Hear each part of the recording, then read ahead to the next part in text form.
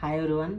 ఎవరైతే MSc microbiology or biotechnology or any other BSc course complete చేసుకొని ఈ యొక్క టీచింగ్ సైడ్ వెళ్ళడం ఇష్టం లేక ఈ ఫార్మాస్యూటికల్ ఇండస్ట్రీ సైడ్, అలాగే fermentation industry side, food industry side, laboratory side ఎవరైతే జాబ్స్ కోసం ట్రై చేస్తున్నారో ఈ వీడియో అయితే మీకోసం చేస్తున్నాము.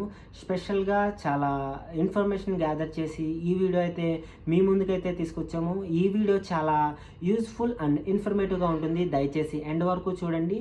ఈ వీడియోలో నేనేం చెప్పబోతున్నాను అంటే, నా ఎంఎస్సి మైక్రోబయాలజీ కంప్లీట్ అయిన దగ్గర నుంచి స్టిల్ నేను జాబ్ చేస్తూ నా జాబ్ రెస్పాన్సిబిలిటీస్, రోల్స్ ఎలా ఉన్నాయి, అలాగే నేను జాబ్ ఎలా గెట్ ఇన్ అయ్యాను, ఇంటర్వ్యూ ఎలా ఫేస్ చేశాను, అలాగే ఈ ఫార్మాస్యూటికల్ ఏ కంపెనీస్కి నేను ఇంటర్వ్యూకి అటెండ్ అయ్యాను, ఏ కంపెనీ వాళ్ళు ఏ టైప్స్ ఆఫ్ క్వశ్చన్స్ నన్ను అడిగారు, రిపీటెడ్గా అడిగిన క్వశ్చన్స్ ఏంటి, నేను ఎంత టైం అనేది ఇంటర్వ్యూ చేశారు, ఎన్ని రౌండ్స్ ఇంటర్వ్యూలో ఉంటాయి, అలాగే నేను చేస్తున్న ఈ మైక్రోబయాలజిస్ట్గా మైక్రోబయాలజీ డిపార్ట్మెంట్లో ఏ టీమ్స్ ఉంటాయి, ఏ టీం ఏ రెస్పాన్సిబిలిటీస్ ఉంటాయి, ఏమేమి వర్క్స్ ఉంటాయి, గర్ల్స్ చేయవలసిన వర్క్స్ ఏంటి, బాయ్స్ చేయవలసిన వర్క్స్ ఏంటి, అలాగే యాజ్ ఎ ఫ్రెషర్గా నాకు ప్యాకేజ్ ఫార్మాస్యూటికల్ కంపెనీలో ఎంత ఆఫర్ చేశారు, ఇప్పుడు ఆఫర్ ఎంత చేస్తున్నారు, ఎంత ప్యాకేజ్ ఇస్తున్నారు, ఇంక్రిమెంట్స్ ఎలా ఉంటుంది, స్కోప్ ఎలా ఉంటుంది, ఫర్దర్ కెరియర్ ఎలా ఉంటుంది, ఈ ఫార్మాస్యూటికల్లో మైక్రోబయాలజీ డిపార్ట్మెంట్ గురించి కంప్లీట్ ఇన్ఫర్మేషన్ అనేది ఈ వీడియోలో మీకోసం అయితే ప్రొవైడ్ చేస్తున్నాను. దయచేసి ఎండ్ వరకు చూడండి. చాలా యూస్ఫుల్ అండ్ ఇన్ఫర్మేటివ్గా ఉంటుంది. నేనైతే హైదరాబాద్ వచ్చేసి 1 or 2 months కూడా జాబ్ సెర్చింగ్ పర్పస్లోనే ఉన్నాను. ఈ జాబ్ సెర్చింగ్ పర్పస్లో నేను ఉన్నప్పుడు అట్లీస్ట్ 4 to 5 ఇంటర్వ్యూస్కి, 4 to 5 కంపెనీస్కి అయితే నేను ఇంటర్వ్యూస్ అటెండ్ అయ్యాను.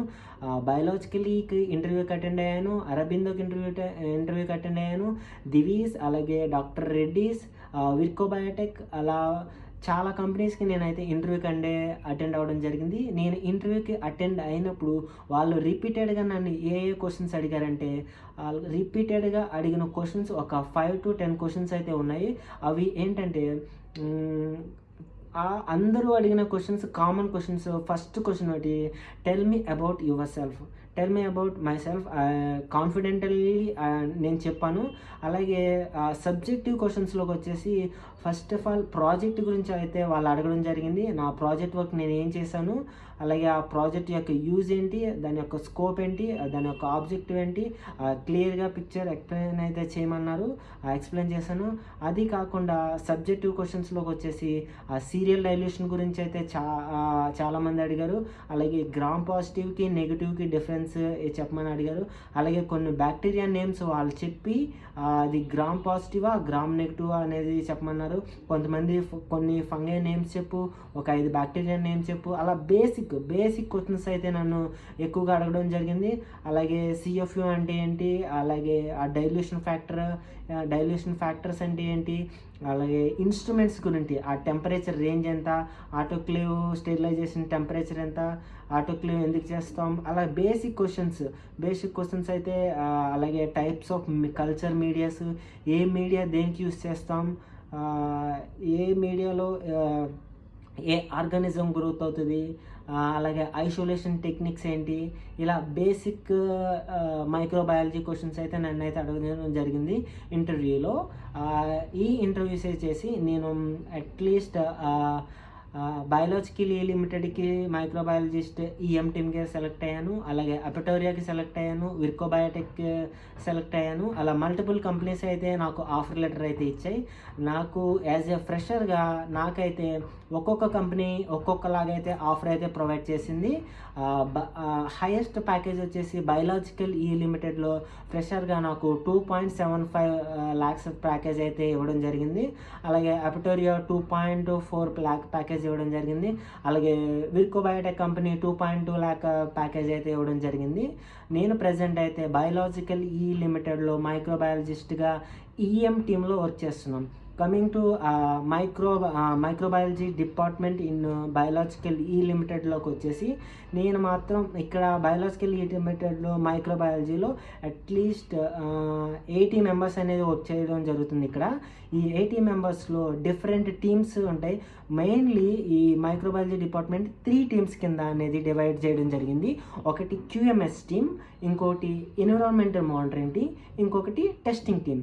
నేననేది ఈ ఎన్విరాన్మెంటల్ మానిటరింగ్ టీంలో అనేది నన్ను తీసుకున్నారు. మా టీంలో టోటల్ 25 మెంబర్స్ అరౌండ్ అయితే ఉన్నారు. ఈ 25 మెంబర్స్ మేము చేయవలసిన work and roles and responsibility team microbiology department team responsibility ఏంటంటే మానిటరింగ్ చేస్తాం. ప్రొడక్షన్ ఫెసిలిటీస్కి వెళ్ళి ఆ ప్రొడక్షన్ జరుగుతున్నప్పుడు ఆ మీడియా ఇంజెక్షన్స్ డ్రగ్ అనేది ఫిల్లింగ్ జరుగుతున్నప్పుడు మేము మానిటరింగ్ చేస్తాం. Like different techniques, passive air sampling, active air sampling, surface monitoring, different techniques use చేసి ఆ మానిటరింగ్ అనేది చేస్తాం. అక్కడ ఏరియా కంటామినేటెడ్ ఫ్రీగా ఉందో లేదో చెక్ చేస్తాం. అలాగే టెస్టింగ్ టీమ్కి వచ్చేసి వాళ్ళు డిఫరెంట్ టీమ్స్ ఉంటారు. Like MLT microbial limit test, వాళ్ళు సపరేట్ టీం ఉంటారు. బీఈటీ బ్యాక్టీరియల్ ఎండోటాక్సిన్ టెస్ట్ చేయడానికి వాళ్ళు సపరేట్ టీం ఉంటారు. అలాగే వాటర్ అనాలిసిస్, వాటర్ టెస్టింగ్ చేయడానికి సపరేట్ టీం ఉంటారు.